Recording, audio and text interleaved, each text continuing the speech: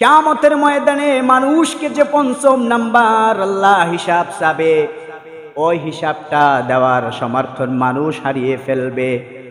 মানুষ হারিয়ে ফেলবে কিভাবে? আল্লাহ রাব্বুল আলামিন জিজ্ঞাসা করবেন, তোমাকে যে আমি জীবন দিয়েছি, মৃত্যুর আগ পর্যন্ত তুমি কি আমল করে নিয়ে আসছো, কি নিয়ে আসছো? এই হিসাব যখন বান্দা থেকে চাবে, তখন অধিকাংশ মানুষ তার আমল নামা দেখাতে পারবে না, ঠিক কিনা?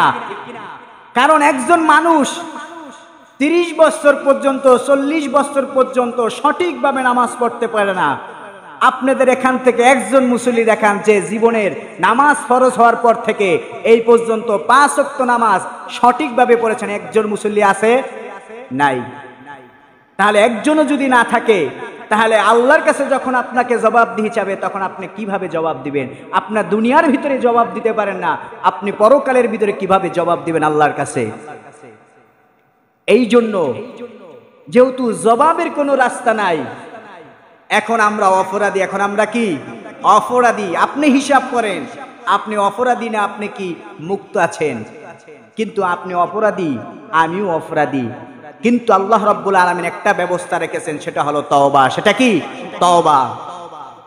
সুতরাং এই যে বর্তমান জিলহজ মাস আগে চলতেছে, জিলকত মাস, এই মাসের ভিতরে আপনি সামান্য কিছু নফল ইবাদত করুন, নফল নামাজ পড়ুন এবং নফল রোজা রাখার চেষ্টা করুন, কোরআন শিফ করুন, তাসবিহ তাহলিল করে আল্লাহর কাছে জীবনের সব ভুল তুলে ধরে আল্লাহর কাছে ক্ষমা চান। আল্লাহ আপনার জীবনের সমস্ত গুনাহগুলো মাফ করে দিবে। এই জন্য এই মাসের ভিতরে আপনি কিছু কিছু নফল ইবাদত করেন, রোজা রাখেন, নফল রোজা। কি রোজা? নফল রোজা রাখার চেষ্টা করেন এবং আল্লাহর কাছে দোয়া চান। আল্লাহ রাব্বুল আলামিন আপনাকে অবশ্যই ক্ষমা করে দিবেন, ঠিক কিনা? ক্ষমা করার মালিক কে? আল্লাহ। সুতরাং চাইতে হবে কার কাছে? আল্লাহর কাছে চাইতে হবে। আল্লাহর কাছে মাফ চান, ক্ষমা করে দিবে আল্লাহ ইনশাআল্লাহ।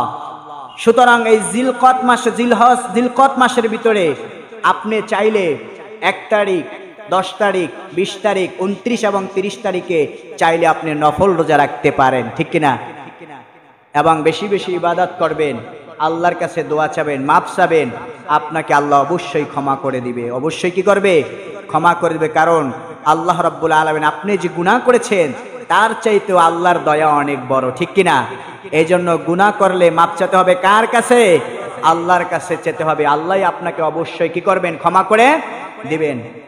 এই জন্য জীবনকে সুন্দরভাবে গুছান, সুন্দরভাবে গুছিয়ে আপনার জীবনকে পরিপাটি করেন, দেখবেন আপনার জীবন অতি সুন্দরভাবে চলবে। এই পৃথিবীর মধ্যে শান্তি সুখ চাইলে আপনি দ্বীন ইসলামকে অনুসরণ করেন, দেখবেন আপনার জীবনের ভিতরে হতাশা কম আসবে। কি আসবে? হতাশা কম আসবে। আজকে হতাশার কারণে মানুষ মসজিদ ঘরে আসতে পারে না। কির কারণে? হতাশায় ডুবে যায়। হতাশায় কি দিয়ে কি করবে, কেমনে চলবে, কি করবে, কোন সময় মউত তাকে গ্রাস করবে, এই ভয়, খালি এই ভয়, কিভাবে চলবো, এই যে একটা হতাশা।